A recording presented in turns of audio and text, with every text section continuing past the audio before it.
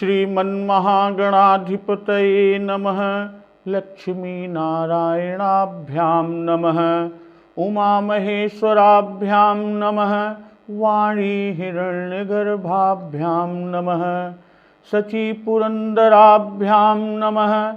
माता पितृचरणकमलेभ्यो नमः। इष्टदेवताभ्यो नमः। कुलदेवताभ्यो नमः।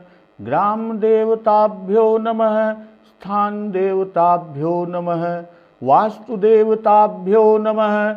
सर्वेभ्यो देवेभ्यो नमः। सर्वेभ्यो ब्राह्मणेभ्यो नमः। ओम सिद्धिबुद्धिसहिताय श्रीमन्महागणाधिपतये नमः। सुमुखश्चैव दन्तश्च कपिलो गजकर्णकः। लंबोदरश्च विकटो विघ्ननाशो विनायकः। धूम्रकेतुर्गणाध्यक्षो भालचन्द्रो गजाननः। द्वादशैतानि नामानि यः पठेत् शृणुयादपि। विद्यारम्भे विवाहे च प्रवेशे निर्गमे तथा संग्रामे संकटे चैव विघ्नस्तस्य न जायते। शुक्लांबरधरं देवं शशिवर्णं चतुर्भुजं प्रसन्नवदनं ध्यायेत् सर्वविघ्नोपशान्तये। अभीप्सितार्थसिद्ध्यर्थं पूजितो यः सुरासुरैः सर्वविघ्नहरस्तस्मै गणाधिपतये नमः। सर्वमंगलमांगल्ये शिवे सर्वार्थसाधिके शरण्ये त्र्यंबके गौरी नारायणि नमोस्तुते। सर्वदा सर्वकार्येषु नास्ति तेषां मंगलम्। येषां हृदयस्थो भगवान् मंगलायतनं हरिः। तदेव लग्नं सुदिनं तदेव ताराबलं चन्द्रबलं तदेव। विद्याबलं दैवबलं तदेव। लक्ष्मीपतेन्द्रियुगं स्मरामि। लाभस्तेषां जयस्तेषां कुतस्तेषां पराजयः। येषामिन्दीश्वरश्यामो हृदयस्थो जनार्दनः। यत्र योगेश्वरः कृष्णो यत्र पार्थो धनुर्धरः। तत्र श्रीर्विजयो भूतिर्ध्रुवा नीतिर्मतिर्मम्। अनन्याश्चिन्तयन्तो मां ये जनाः पर्युपासते। तेषां नित्याभियुक्तानां योगक्षेमं वहाम्यहम्। स्मृतेः सकलकल्याणं भाजनं यत्र जायते। पुरखं तमजं नित्यं व्रजामि शरणं हरिम्। सर्वेष्वारम्भकार्येषु त्रयस्त्रिभुवनेश्वरा। देवादिशन्तु नः सिद्धिं ब्रह्मेशान जनार्दना। विश्वेशं माधवं ढुण्ढिं दण्डपाणिं च भैरवं। वन्दे काशीं गुहां गंगा भवानीं मणिकर्णिकाम्। वक्रतुंड महाकाय कोटिसूर्यसमप्रभ। निर्विघ्नं कुरु मे देव सर्वकार्येषु सर्वदा। गणेशाम्बिकाभ्यां नमः। श्रीमद् रामचंद्राय नमः। उमापति महादेवाय नमः। श्री गुरुचरण कमलेभ्यो नमः। प्रभु श्री रामचंद्र जी ने धनुष भंग कर राजा जनक जी के प्रण को पूरा किया और माता जानकी जी ने प्रभु श्री राम जी को जयमाल पहनाया और जयमाल पहनाने पर सखियों ने माता सीता से कहा कि स्वामी के चरण छुओ, किंतु सीता जी अत्यंत भयभीत हुई और प्रभु के चरण नहीं छूती। भय का कारण, गौतम तीय गति सुरति करी, नहीं पर सती पग पान, मन बिह से रघुवंश मणि, प्रीति अलौकिक जानी। और माता सीता जी गौतम जी की पत्नी अहल्या की गति को स्मरण करके प्रभु श्री राम के चरणों को अपने हाथों से स्पर्श नहीं कर रही हैं और रघुवंश मणि, रघुकुल शिरोमणि प्रभु श्री रामचंद्र जी सीता जी के इस अलौकिक प्रीति को देखकर मन में हंसते हैं। और इस तरह जयमाल होने के बाद जो राजा लोग थे वो ललचा उठे कि तब सिय देखी भूप अभिलाषे, कुर कपूत मूढ़ मन माखे, उठी उठी पहिर सनाहे अभागे, जह तह गाल बजावन लागे। और वे अभागे राजा उठ उठ कर कवच पहनकर जहां तहां गाल बजाने लगे, डींगे मारने लगे। और क्या डींगे मारते हैं कि ले चढ़ाई सी कह को, धरि बांधौ नृप बालक दो, तोरे धनुष चाड़ नहीं सरई, जीवत हमई कुंवरी को बरई। इतना ही नहीं बल्कि इससे आगे भी कहते हैं कि जो विदेहु कछु करई सहाई, जीतहु समर सहित दो भाई।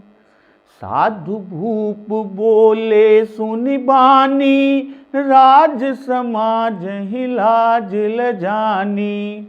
और राजा लोगों के इस तरह के वचन को सुनकर जो साधु राजा थे वह साधु राजा बोल पड़ते हैं कि इस निर्लज्ज राज समाज को देखकर तो स्वयं लाज भी लजा जाए, और वो लजा गई। तो इस तरह जो साधु राजा हैं वो कहते हैं कि देखहु राम ही नयन भरी, तजीर खाम दुको, लखन रोसु पावकु प्रबल, जान सलभ जनु हो। कि ईर्ष्या घमंड और क्रोध को छोड़कर नेत्र भरकर प्रभु श्री राम जी की छवि को देख लो, नहीं तो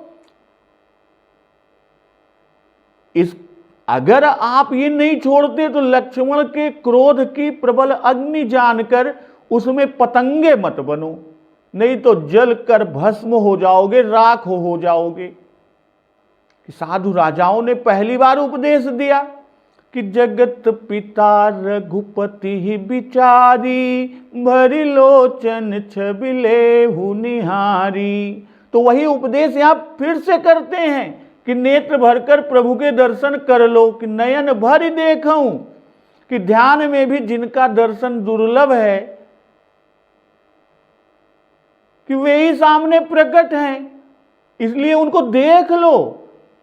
जैसा उल्लेख कि सुंदर सुखद सकल गुण राशि, ए दो बंधु शंभुर भासी। इसीलिए कहते हैं कि तज ईर्खा मधु को। तो इसको कहने के पीछे का आशय कि ये तीनों राम रूप के दर्शन के बाधक हैं। अब बिना इनके गए प्रभु श्री राम जी का राम रूप नहीं जान पड़ता।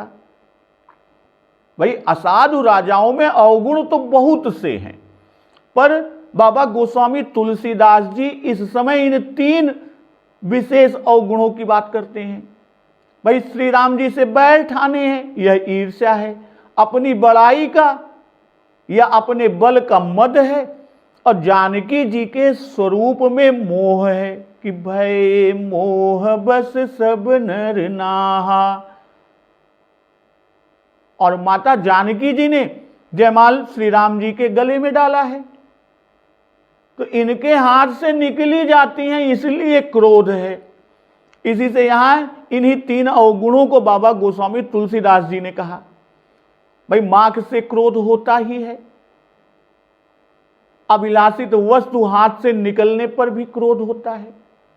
और कहते हैं कि लखन रोसु पावक प्रबल, और यह कहकर बाबा गोस्वामी दास जी बता रहे हैं कि लक्ष्मण जी राजाओं की ओर क्रोध से देख रहे हैं कि अरुण नयन भृगुटी कुटिल चितवत नृपन सकोप। तो इसी से कह रहे हैं कि उनके क्रोधाग्नि में न जलो।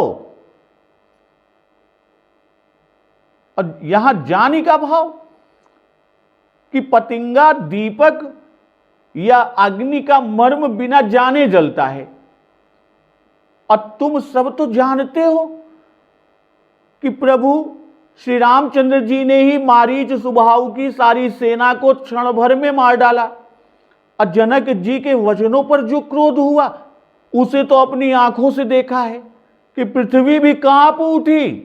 लखन सकोप बचन जब बोले, डगमगानी मही दिग्गज डोले।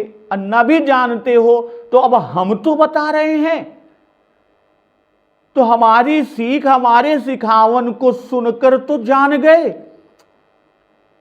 इसलिए जान बूझकर पतिंगा बनकर लक्ष्मण जी के प्रबल अग्नि में न जल मरो।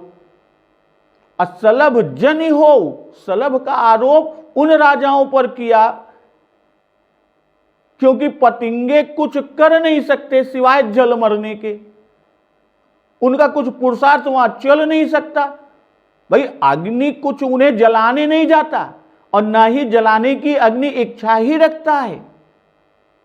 एक पतंगे को जलाने की इच्छा अग्नि नहीं करता है, पर पतिंगा स्वयं ही जाकर उसमें जल मरते हैं। तो वैसे ही तुम्हारी कुछ भी प्रभुता वहां पर नहीं चलेगी। वे तुम्हें मारना भी नहीं चाहते, पर तुम सब आप ही उनके क्रोधाग्नि में जाकर प्राण देना चाह रहे हो। भाई श्री राम जी लक्ष्मण जी ने तुम्हारा कुछ नहीं बिगाड़ा। साधु राजा अभिलाषित राजाओं से ये सिखावन दे रहे हैं, सीख दे रहे हैं कि तुम अपने ही से उनसे विरोध करते हो। भाई दीपक बहुत से पतिंगों के आ पड़ने से संभव है कि वह दीपक बुझ भी जाए, पर यहां तो प्रचंड अग्नि, तो इस प्रचंड अग्नि में तो समूह के समूह जलते चले जाएंगे, और जितने ही अधिक उसमें पड़ते जाएंगे उतनी ही अधिक प्रचंड वह होती जाएगी। तो साधु राजाओं का उपदेश भी साधुता का है कि ईर्ष्या मद क्रोध आदि को त्याग कर प्रभु का दर्शन, भाई भगवान का दर्शन करना साधु धर्म है कि राग रोष ईर्खा मद मोहु जन सपने इनके बस हो। तो साधुओं में उपदेश करने की यही रीति है, और इसमें आध्यात्मिक उपदेश भरा हुआ है कि जह देखऊं तह चितवहु राम ही, क्योंकि रघुवंश मणि विश्वरूप है, पर हम लोग मद मोह आदि का त्याग न करके विषय रूपी अग्नि की ज्वाला पर पतंगे के समान कूद पड़ते हैं। अब परिणाम यह होता है कि यह देह रूपी भूमि को धारण करने वाले शेष जी रुष्ट होते हैं, और उनके क्रोधानल से देह का सुर दुर्लभ नर तन का विनाश हम अपने हाथ से ही कर डालते हैं। तो इस तरह बाबा जी लिख रहे हैं कि बैन तेय बलि जिम चह कागू जिम सुच है नागरी भागू। जिम चह कुशल अकारण कोही, सब संपदा चहै शिव द्रोही। बैनते का मतलब विनता के पुत्र गरुड़ जी, और ससु यानी सस, खरगोश या चौगड़ा। तो जैसे गरुड़ का भाग कौआ चाहे, बैन तेय बलि जिम चह कागू। बलि का मतलब भाग, भेंट या पूजा की सामग्री। तो जैसे गरुड़ का भाग कौआ चाहे और जिम ससु चाहे नाग हरि भागू, और हाथी के शत्रु सिंह का भाग खरगोश चाहे, और जिम चह कुशल अकारण कोही। तो जैसे बिना कारण ही क्रोध करने वाला अपना कुशल मंगल खैरियत चाहे, और सब संपदा चाहे शिव द्रोही, और शिव जी का द्रोही सब संपदा संपत्ति ऐश्वर्य को चाहे। तो बैन ते बलि जिम चह कागू। भाई पहले साधु राजाओं ने कहा कि देखहु राम ही नयन भरी, तजीर खा मधुमोह। यह कहकर जो ये कह रहे हैं कि तुम लोग श्री राम जी का दर्शन करो, उनके भाग की अर्थात माता जगत जननी सीता जी की इच्छा न करो। उनका भाग मिलना ठीक उसी तरह से है जैसे कि बैन तेय बलि जिम चह कागू। तो अधम राजाओं के कहना जो उन्होंने गाल बजाया कि लेहु छड़ाई सी कह को, अधरि बांधउ नृप बालक दो। तो उसी के उत्तर में साधु राजा के ये वचन हैं, और यहां श्री राम जी वैनते और नागअरि हैं, और सीता जी बलि का भाग हैं, और अधम राजा काग और सस हैं। तो जैसे सब पक्षियों में श्रेष्ठ गरुड़ जी हैं और सबसे अधम काग है कि सकुनाधम सब भांति पावन। तो ठीक उसी तरह ही सब राजाओं में श्रेष्ठ प्रभु श्री राम जी हैं, और सब में अधम तुम हो, जो सबसे अधम है वो तुम हो। और नागअरि कहने के पीछे का आशय कि थलचरों में सबसे बड़ा पशु हाथी है, और उसके भी मस्तक को जो सिंह विदीर्ण कर डालता है, भला उसका भाग सस चाहे, खरगोश चाहे या चौगड़ा चाहे।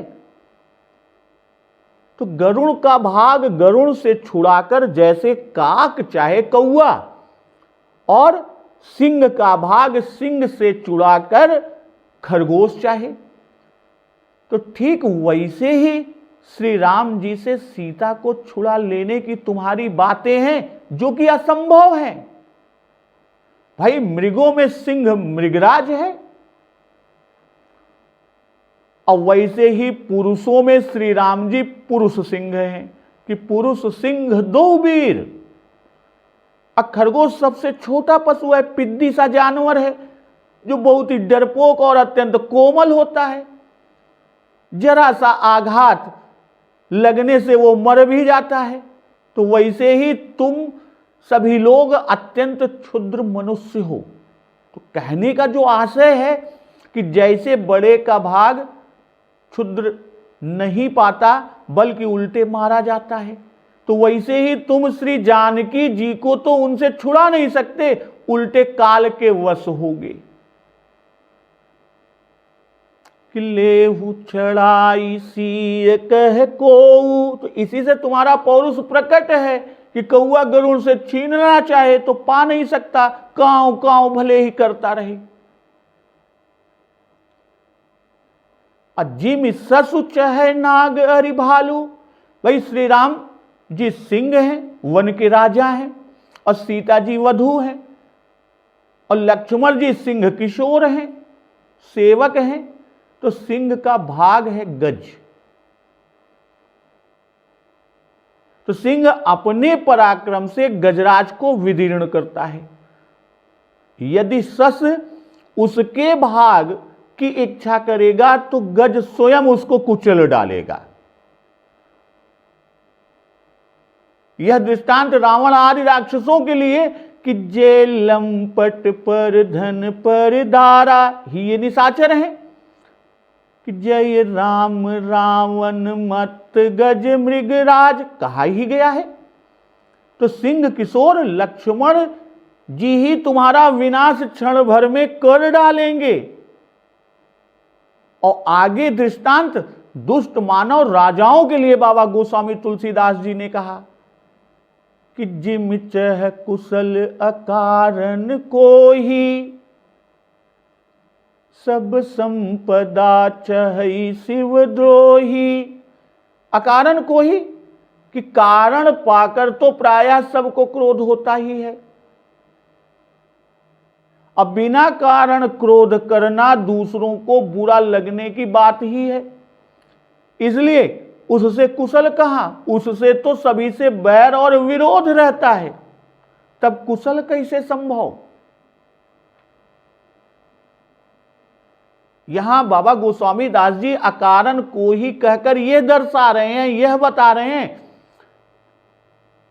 कि तुम प्रभु श्री राम से बिना कारण ही क्रोध करते हो और जो काम तुमसे नहीं बन पड़ा उसे उन्होंने कर डाला, तो इसमें उनका क्या अपराध है, तुम व्यर्थ में क्रोध करते हो। भाई जिसका परिणाम यह है कि मारे जाओगे, तो अपनी भलाई को समझो, यहां भलाई नहीं है उनसे बैर करने पर। और दूसरी तरफ कि सब संपदा चाहे शिव द्रोही, भाई भूतभावन भगवान शिव शंकर जी सब संपदा के दाता हैं, जिसका उल्लेख कि सेवा सुमिरन पूजिबो पाता खत थोरे, दई जग जह लगी संपदा सुख गजरथ थोरे। तो शिवद्रोही ही सब संपदा से हीन रहता है। और आगे कहते हैं कि लोभी लोलुप कीरति चहई, अकलंकता की कामी लहई। भाई लोभी लोलुप सुंदर कीर्ति को चाहे, लोभी लोलुप कीरति चाही, और अकलंकता की कामी लहई। क्या कामी पुरुष निष्कलंकता पा सकता है, निष्कलंक हो सकता है। भाई लोभी और लोलुप पर्यायवाची शब्द हैं। अब विनय पत्रिका में कुछ भेद बताया कि लोभी से अंतःकरण का मलिन होना दर्शाया, अलोभी का हृदय मलिन होता है, अलोभ मलिनता है। और इसे पंथ के जल की उपमा दी कि उदित अगस्त पंथ जल सोखा, जिम लोभई सोखई संतोषा। तो पंथ के जल की उपमा देकर मलिनता सूचित किया कि सदा मलिन पंथ के जल ज्यों कबहु न हृदय थिरानो। भाई लोलुप शब्द चंचलता को सूचित करता है। जब लोभ से मन चंचल होकर प्रत्यक्ष लोभ का काम करता है, तब लोभी की संज्ञा लोलुप होती है। चित्त चंचल होने पर वह यही सोचता है कि कहां जाएं, क्या करें जिसमें अमुक वस्तु हमको प्राप्त हो जाए। जैसा उल्लेख विनय पत्रिका में कि लोलुप भ्रम गृह पशु ज्यों जह तह सिर पद त्राण बजई, तदपि अधम विचरत ते ही मार्ग कभू न मूढ़ लजई। बाबा गोस्वामी दास जी आगे कहते हैं कि इसी भाव में लोलुप शब्द का उल्लेख विनय में भी किया कि चंचल चरण लोभ लगी लोलुप द्वार द्वार जग बागे, राम सी आश्रम निचलत त्यों भय न श्रमित अभागे। तो यहां राजाओं को सीता जी की अभिलाषा है और इसके साथ वे इस यत्न में भी रहे कि उठी उठी पहिरी सनाय अभागे, वो इसके लिए यत्न में भी लगे रहे।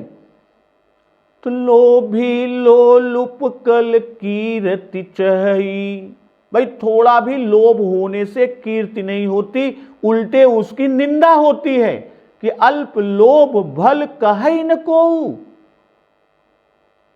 अकीर्ति उदारता से होती है, लोभ से अकीर्ति होती है। अकल कीर्ति कि लोभ मलिन वस्तु है, कि उदित अगस्त्य पंथ जल सोखा, जिम लोभई सोखई संतोषा। तो इसमें लोभ को रास्ते के जल की उपमा देकर उसका मलिन होना बाबा गोस्वामी जी ने दर्शा दिया। अब मलिन वस्तु का सेवन करके निर्मल कीर्ति की चाह करता है, भाई लोभी है, इसी से कीर्ति की प्राप्ति की भी भारी लोभ करता है कि उज्जवल कीर्ति मिले, किंतु यह चाह व्यर्थ है। दुष्ट राजाओं ने जो कहा था कि जो विदेहु कछु करई सहाई, जीतहु समर सहित दो भाई। तो इसी पर जो साधु राजा हैं वो उन राजाओं को उपदेश दे रहे हैं कि हृदय के जो खट शत्रु हैं, 6 शत्रु हैं, उनको जीत लो, और जिससे तुमको प्रभु श्री राम स्वरूप दिखाई पड़ जाए। अब बिना इनके जीते श्री राम जी का स्वरूप नहीं दिख सकता। इसी से पहले यह कहकर कि राम ही देखहु नयन भरी, और तब इन खट यानी 6 शत्रुओं के त्याग का उपदेश कर रहे हैं। और ये 6 शत्रु काम, क्रोध, लोभ, ईर्ष्या, मद और मोह। और यहां कहा क्या कि राम ही देखहु नयन भरी, तज ईर्खा मद मोह। तो यहां ईर्ष्या, मद और मोह 3 विकारों के त्याग का उपदेश हुआ कि जिम चह कुशल अकारण को ही, इसमें क्रोध, अलोभी लोलुप कल कीरति चहई, इसमें लोभ, और अकलंकता की कामी लही, इसमें काम को त्यागने के लिए कहा।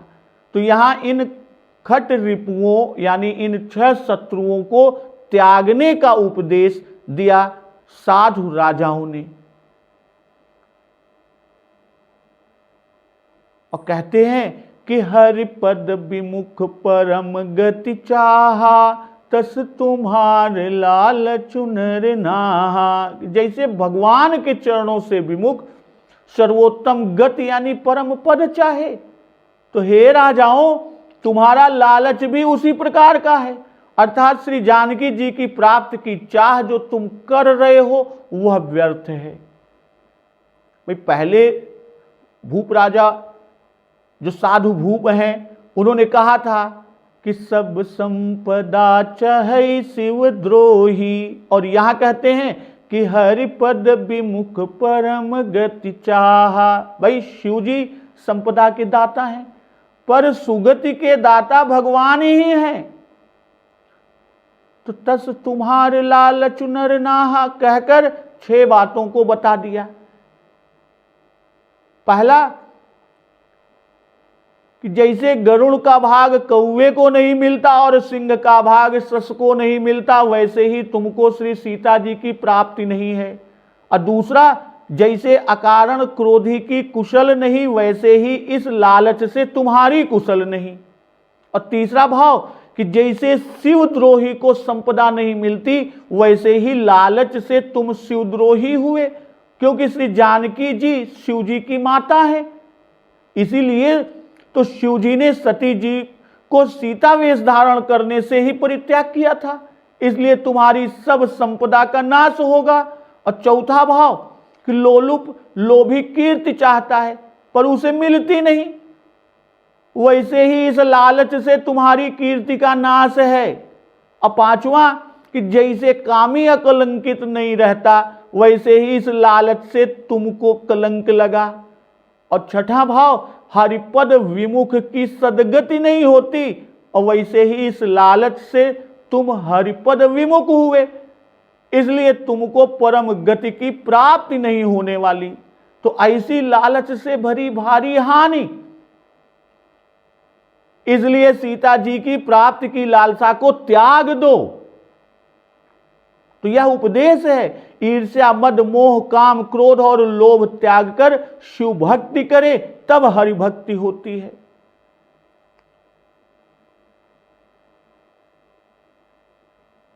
और यह सब शोरगुल सुनकर कोलाहल सुन सियस कानी, सखी लवाई गई जहरानी। भाई हल्ला गुल्ला ये शोर सुनकर जनक नंदिनी सीता जी सहम गई, तो सखी लवाई गई जहरानी। तो सखियां उनको वहां लिवा कर ले गई जहां श्री सुनैना जी आदि रानियां बैठी थी। राम सुभाय चले गुरु पाही, सिय सनेहु बरनत मन माही। और श्री रामचंद्र जी स्वाभाविक ही गुरु जी के पास चले और श्री सीता जी के प्रेम को मन ही मन वर्णन करते जाते हैं। बाबा जी लिखते हैं कि कोलाहल सुनी सीय सकानी। तो कोलाहल सुनी, भाई कोलाहल असाधु राजा बोले थे कि ले छड़ाई सी कह को। तो यह सुनकर शंका हुई कि सत्य ही कहीं कोई राजा आकर हमारा अंग स्पर्श न करे, इससे अब यहां पर ठहरना उचित नहीं है। तो सखियां तो चतुर है ही है, सयानी है। तो श्री जानकी जी की रुचि समझकर तुरंत ही जनक नंदिनी सीता जी को रानी के पास ले गई कि निज समाज लई गई सयानी, लवाई गई। जब सीता जी सखियों सहित जयमाल पहनाने को श्री राम जी के समीप आई, तब सब सखियां मंगल कान करते हुए आईं कि संग सखी सुंदर चतुर गाँव ही मंगल चार। और इस समय सोच के मारे मंगल गान नहीं किया। जब सीता जी आई थी तब हंस गवनी की उपमा बाबा जी ने दिया कि गवनी बाल मराल गति सुख मायंग अपार। तो उस समय धीरे धीरे आई थी और इस समय बहुत ही शीघ्र चली गई। भाई संकित हृदय होने से झट से ले सखियां ले गईं। कहां? रानियों के पास। तो राम सुभाय चले गुरु पाही, शिव सनेहु बरनत मन माही। भाई धनुष तोड़ने का हर्ष व अभिमान कुछ भी मन में प्रभु श्री राम जी के नहीं आया। जैसा उनका स्वभाव था वे वैसे ही उसी स्वभाव में चले। भाई जैसे पहले सहज स्वभाव से धनुष तोड़ने के लिए चले थे कि सहज चले सकल जग स्वामी, मत मंजू भर कुंजर गामी। तो ठीक वैसे ही धनुष तोड़ने के बाद भी स्वाभाविक ही चले सहज रूप में। भाई जो निशंक भय रहित चले। प्रभु श्री राम जी के हृदय में कोलाहल से कोई शंका उत्पन्न नहीं हुई, वो अपनी स्वाभाविक चाल से ही चले। असी सनेहु, पहले ही कहे कि जेहि कर जेहि पर सत्य सनेहु, सोते ही मिलई न कछु संदेहु। अब प्रभु तन चितई प्रेम तन ठाना, कृपा निधान राम सब जाना। और इधर कि गौतम तिय गति सुरति करी, नहीं पर सत पग पानी। मन बिहसे रघुवंश मणि, प्रीति अलौकिक जानी। तो यहां कहते हैं कि बरनत मन माही। भाई एक तो वाक्य तो किससे कहे, दूसरे वह स्नेह अकथनीय है, कहना चाहे तो कथन में नहीं आ सकता कि राम ही चितव भाव जेहि सिया, सो स्नेह सुख नहीं कथनिया। तो इसी तरह जब पुष्प वाटिका से चले तब कहा था कि हृदय सराहत सी लोनाई, गुरु समीप गवने दो भाई। पर जब वहां से चले थे तब लुनाई यानी सुंदरता की सराहना कर रहे थे प्रभु श्री राम जी, और यहां धनुष तोड़ने पर स्नेह की सराहना करते जा रहे हैं। क्यों? उसका कारण कि वहां सौंदर्य की प्रधानता थी और यहां स्नेह प्रधान है। भाई फुलवारी में श्री राम जी की प्राप्ति के लिए प्रेमपन नहीं ठाना था, और यहां धनुष यज्ञ में प्रेमपन ठाना हुआ था। तो रानिन सहित सोच बस सिया, अब धौ विधि काह करनिया। भूप बचन सुनीत उत तक ही, लखन राम डर बोली न सकहीं। भाई रानियों सहित सीता जी यानी राजाओं के जो ये शोरगुल थे, उनके वचन थे, उसको सुनकर सोच के वश में है। सोच बस सिया कि न जाने विधाता अब क्या करना चाहता है, कि भूप वचन सुनइत उत तक ही, राजाओं के वचन सुनकर कौन इत उत तक ही इधर उधर ताकता है? लक्ष्मण जी इधर उधर ताकते हैं कि लखन राम डर बोली न सकहीं। कि श्री राम जी के डर से लक्ष्मण जी कुछ बोल नहीं सकते, किंतु उनकी स्थिति कैसी है? अरुण नयन भृगुटी कुटिल, चितवत नृपन सकोप। मनहु मत गज गन निरखी, सिंह किशोर चोप। कि आंखें लाल और भौहें टेढ़ी हो गई और राजाओं को क्रोध से देख रहे हैं। चितवत नृपन सकोप, कि मनहु मत गज गन निरखी, सिंह किशोर चोप। कि मानो मतवाले हाथियों का झुंड देखकर सिंह के बच्चे को जोश हो आया हो। ये लक्ष्मण जी की स्थिति है। भाई रानिन सहित सोच बस सिया, पहले केवल श्री सीता जी का संकित होना कहा कि कोलाहल सुन सी सकानी, और जब सीता जी रानी के पास गई तब रानियों का भी सोच बस होना बताया बाबा जी ने, कि रानी सहित सोच बस सिया।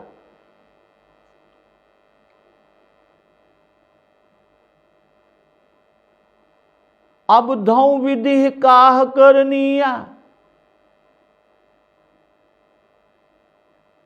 एक बार तो मरणांत क्लेश सहकर बची, अब न जाने क्या करने की इच्छा है विधि की, फिर कुछ अनर्थ करना ही चाहता है। और इत उत ताकने का भाव लक्ष्मण जी का, कि राजा लोग जहां तहां गाल बजा रहे हैं, कि उठी उठी पहिरी सनया है अभागे, जह तह गाल बजावन लागे। सब एक जगह नहीं है, जहां तहां राजा गाल बजा रहे हैं तो लक्ष्मण जी वहां वहां देखते हैं, उधर ही चितौते हैं।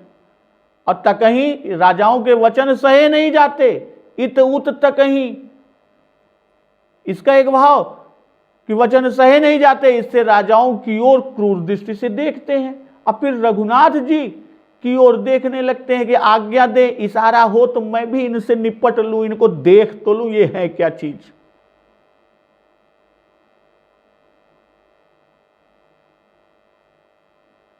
इधर लक्ष्मण जी का क्या हाल है कि एक ओर से आवाज आई कि ले हो छड़ाई सी है, तो उधर देखा, तब तक दूसरी ओर से शब्द हुआ कि धरि बाधहु नृप बालक दो, तो उधर घूमे, पहले इधर फिर उधर घूमे। तो इस तरह विरोधियों के शब्द इधर उधर से आ रहे हैं, तो लक्ष्मण जी के देखते ही वो चुप हो जाते हैं, किंतु दूसरी ओर से आवाज आती है और राम जी के डर से लक्ष्मण जी कुछ कह नहीं सकते। तो यहां एक शंका होती है कि जब जनक महाराज जी के वचन लक्ष्मण जी सह न सके, तब तो बोल उठे थे कि कही न सकत रघुबीर डर, बचन लगे जनुबान, नाई राम पद कमल सिर, बोले गिरा प्रमाण। तो वहां श्री राम जी का डर होते हुए भी बोले, और यहां क्यों नहीं बोले? बात उसकी इस तरह से समझे कि वहां न बोलने से वीरता की हानि थी, वीरता का अपमान था, कलंक लग रहा था। इससे बोलने से वहां शोभा हुई, और यहां बोलने से वीरता की शोभा नहीं है।